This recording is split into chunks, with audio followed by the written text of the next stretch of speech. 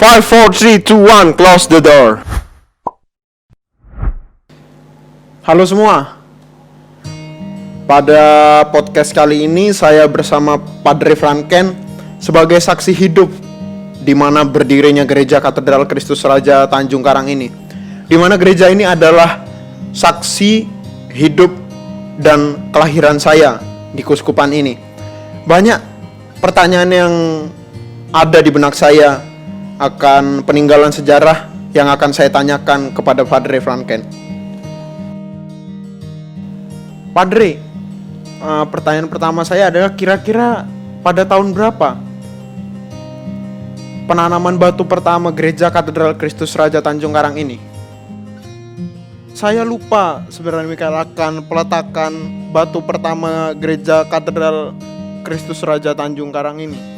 Yang saya ingat adalah gereja ini diresmikan pada 16 Desember 1928, yang dimana datum ini dipilih sebagai tanggal kelahiran karena usul Pastor Van Oort, SCY, perintis dan pioner karya misi Sumatera bagian selatan.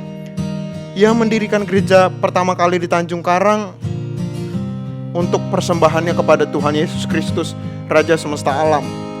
Beliau adalah misionaris STY yang pertama kali tiba di Tanjung Karang pada 23 September 1924 bersama dengan dua rekannya saat itu yang saya ingat, yakni Pastor K. Van Staklen dan Broeder Felix. Begitu Mikael. Apakah ada kesulitan dalam perancangan dan perizinan pembangunan awal gereja ini, Padre?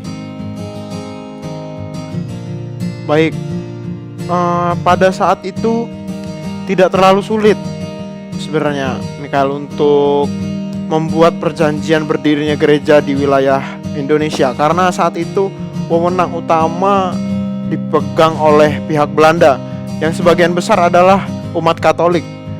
Kan negara Belanda adalah mayoritas beragama Katolik Roma. Seperti itu, Mikael. Bagaimana antusiasme umat di Tanjung Karang dengan berdirinya gereja ini, Padre? Saat itu umat di wilayah Tanjung Karang sebenarnya banyak yang berpindah ke agama Kristen, Mikael, karena sulitnya pastor Yesuit pada zaman itu dalam menjangkau umat di seluruh wilayah Nusantara. Nah, ketika kedatangan Pastor Van Oort, SCY, dan mendirikan gereja katedral ini, antusiasme umat pun kembali. Satu demi satu wilayah gereja terbentuk dengan kedatangan umat yang baru. Contohnya pada saat itu umat katedral itu yang berasal dari sekitaran Kedaton, Natar, Waikandis, Margo Agung, dan juga umat yang tinggal terpencar di wilayah Tanjung Karang yang jauh. Contohnya Tanjung Bintang dan Kecamatan Padang Cermin. Bahkan ada juga yang di Sidomulyo saat itu. Padre, pada saat pembangunan awal gereja, mengapa Pastor Neilen memilih Jawatan Kereta Api sebagai lokasi untuk didirikannya gereja ini, Padre? Itu pertanyaan yang baik, Mikael. Alasan Pastor Neilen saat itu berusaha membeli tanah milik Jawatan Kereta Api karena Pastor Neilen merasa saat itu lokasi Jawatan Kereta Api ini adalah lokasi yang sangat strategis pastinya, yaitu ada di pusat kota dan sangat mudah dijangkau dengan kereta api dengan kendaraan lainnya.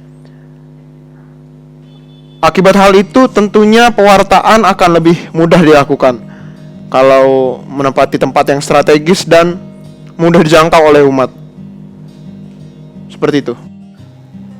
Padre, sebagai pondasi dasar pembangunan Gereja Katedral Kristus Raja Tanjung Karang ini, kira-kira ordo atau kongregasi apa saja yang membantu berdiri sekaligus memajukan gereja di awal perintisannya ini, Padre? Yang pastinya yang pertama tentunya pastor Jesuit dan Kapusin. Dan setelah itu disusul dengan pastor-pastor SCY yang datang, seperti contohnya yang saya katakan tadi, Pastor Van Ork dan Pastor Neyland. Lalu dilanjutkan dengan suster-suster HK, Boromea dan lain sebagainya. Kedatangan mereka itu sebagai sarana pendamping umat di wilayah Kuskupan Tanjung Karang. Seperti ada di dekat kita ini, yaitu sekolah Fransiskus Tanjung Karang dan lain sebagainya, seperti rumah sakit yang diolah oleh suster-suster FSGM, Caritas dan lain sebagainya. Dengan demikian pewartaan dan penjangkauan umat di wilayah Kuskupan Tanjung Karang dapat terbantu dengan baik oleh kedatangan pastor-pastor lainnya dan suster-suster. Seperti itu. Padre, pada tahun 1942 kan Jepang mulai masuk dan menguasai Indonesia.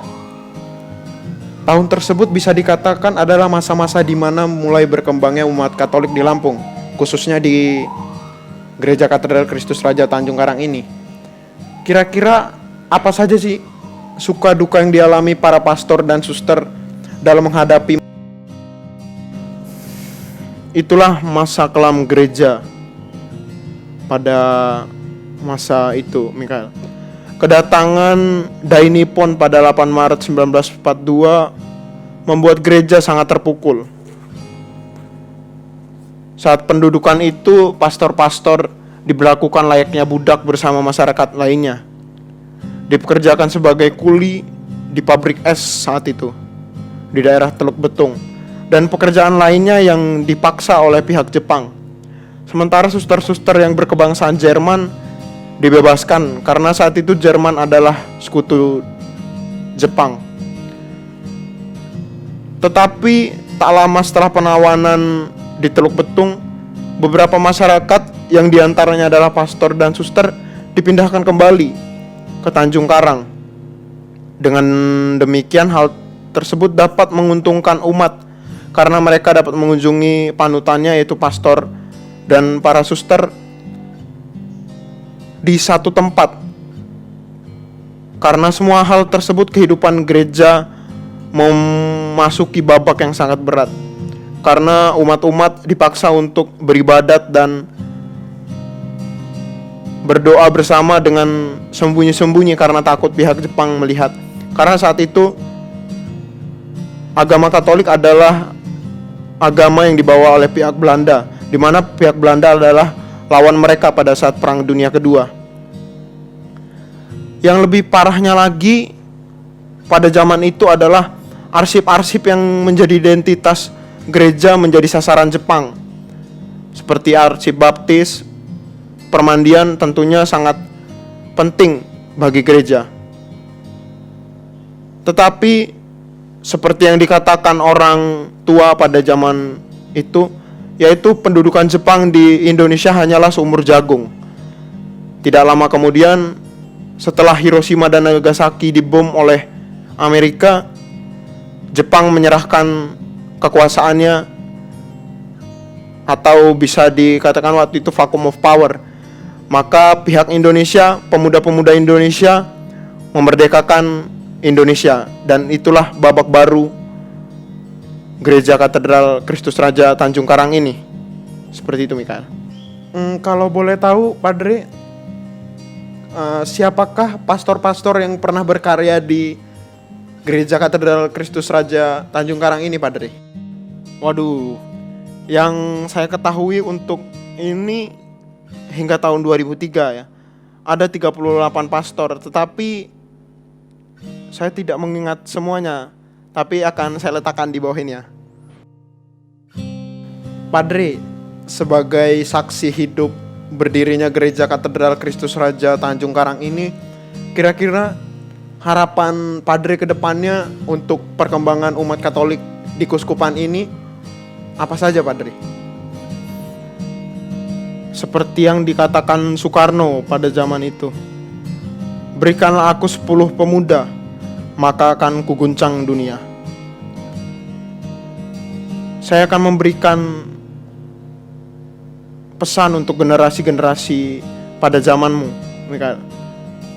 Umat Katolik adalah umat yang tangguh, tak kenal menyerah dengan situasi seberat apapun. Tetaplah memikul salib Kristus walau engkau harus kehilangan segalanya.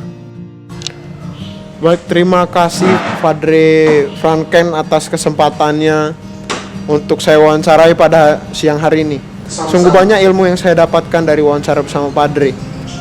Akhir kata, saya dan Padre Franken mengucapkan terima kasih atas perhatian dari teman-teman.